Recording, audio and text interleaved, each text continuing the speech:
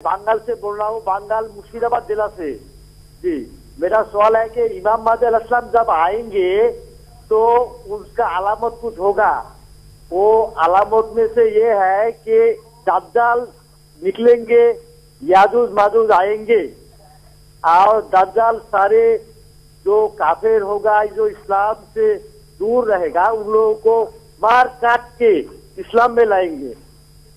ये और दज्जाल एक गाधा होगा जो आग और पानी ये सब खाएगा, बहुत बड़ा होगा, समुद्र में जाएगा, पाँव का सिर्फ थोड़ा सा डूबेगा। ये सब क्या है? जी जी, फजलुल हक साहब, जज़ाकल्लाह। मोमिन साहब, आपने सुन लिया होगा सवाल इनका। उनका सवाल ये है कि हज़रत मसीह मऊद और महदी माऊद की आमद के मुताल्लिक़ ये पेशगोई थी कि उनकी आमद के वक़्त दज्जाल ज़ाहिर होगा और याजूज माजूज भी निकलेगा और मसीह मऊद इनका ख़ात्मा करेगा। तो दज्जाल के बारे में मैं मुख्तसरन जो मौक़िफ़ है जमात अहमदिया का हज़रत अक़दस मसीह मऊद अलैहिस्सलाम की तहरीरात और खुलफ़ा की तशरीहात के मुताबिक उसको मैं पेश कर देता हूँ। बात यह है कि दज्जाल के हकीकी मफ़हूम को समझने के लिए हमें सबसे पहले ये देखना चाहिए कि इस लफ्ज़ के अरबी ज़ुबान में मानी क्या है। तो अगर हम मानी पर गौर करें तो दज्जाल अरबी लुगत के मुताबिक सख्त झूठे या कज़्ज़ाब को कहते। फिर मज़ीद देखा जाए तो अरबी ज़ुबान की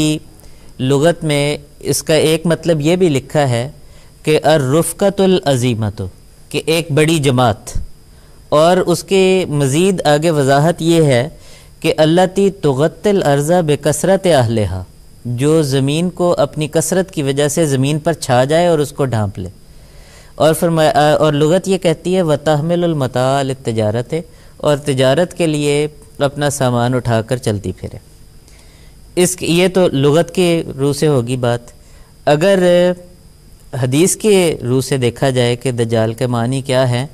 तो हदीस के मुताबिक हदीस में लिखा है कि जब से ज़मीन व आसमान की पैदाइश हुई है उस वक़्त से लेकर दज्जाल से बड़ा फितना ना कभी पैदा हुआ ना कभी पैदा होगा, और सवाए मक्का और मदीना के हर जगह पर दज्जाल काबिज़ आ जाएगा। और इसी लिहाज से अगर अब हम उसके बाद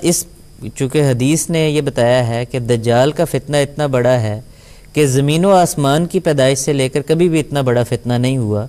तो इस लिहाज से अगर देखा जाए तो कुरान किस चीज़ को सबसे बड़ा फितना करार देता है, वो ये है कि कुरान मजीद में सूरह मरियम के आखिर में खुदा ताला बयान करता है कि वक़ालु इत्तख़ज़र रहमानु वलदन, कि वो कहते हैं कि रहमान खुदा ने बेटा बना लिया। लक़द जिअतुम शयअन इद्दन, खुदा ताला फरमाता है कि तुमने एक सख्त नापसंदीदा बात की। तकादुस समावातु यतफ़त्तरन मिन्हु व तनशक्कुल अर्ज़ु व तख़िरुल जिबालु हद्दन, के करीब है कि तुम्हारी अंत दाओ लिर्रहमान वलदन, के करीब है कि जो बात तुमने की है वो इतनी बड़ी है कि उसके नतीजे में आसमान फट सकते, ज़मीन फट सकती है और पहाड़ रेज़ा रेज़ा हो सकते। यानी इतनी बड़ी बात कि इतना बड़ा फितना जिसको कुरान मजीद ने कहा है कि जिससे तमाम कायनात तबाह हो सकती है, गोया ज़मीन व आसमान फट सकते हैं, वो ये है कि ये गलत अकीदा पेश किया जाए कि खुदा ताला ने या रहमान खुदा ने किसी को बेटा बना लिया। गोया हदीस जिस फितने को सबसे बड़ा फितना करार देती है वो दज्जाल का फितना,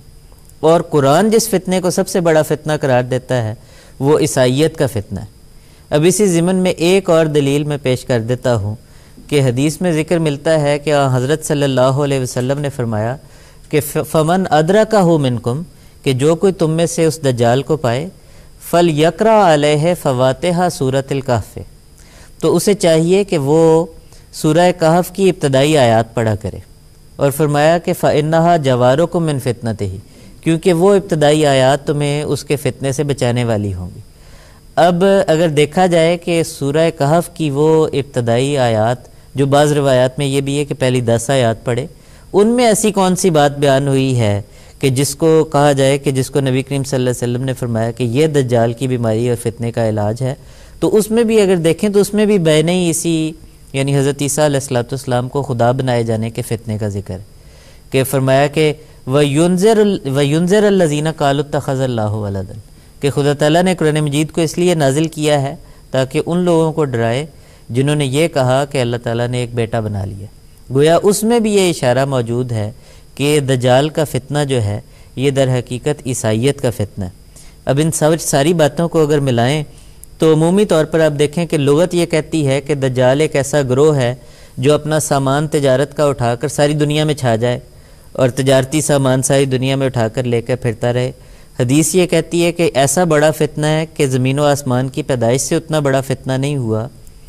قرآن اس فتنے کو عیسائیت کا فتنہ قرار دیتا ہے. اب ان ساری باتوں کو ملا لیجئے تو حضرت اقدس مسیح موعود علیہ السلام کے دور میں وہ ساری باتیں اس طرح سے ملی ہیں اور اس طرح سے وہ نقشہ بالکل 100% اس طرح سے ظاہر ہوا ہے کہ عیسائی اقوام بڑی قوت اور جوش کے ساتھ ساری دنیا میں پھیلنا شروع ہوئیں اور اس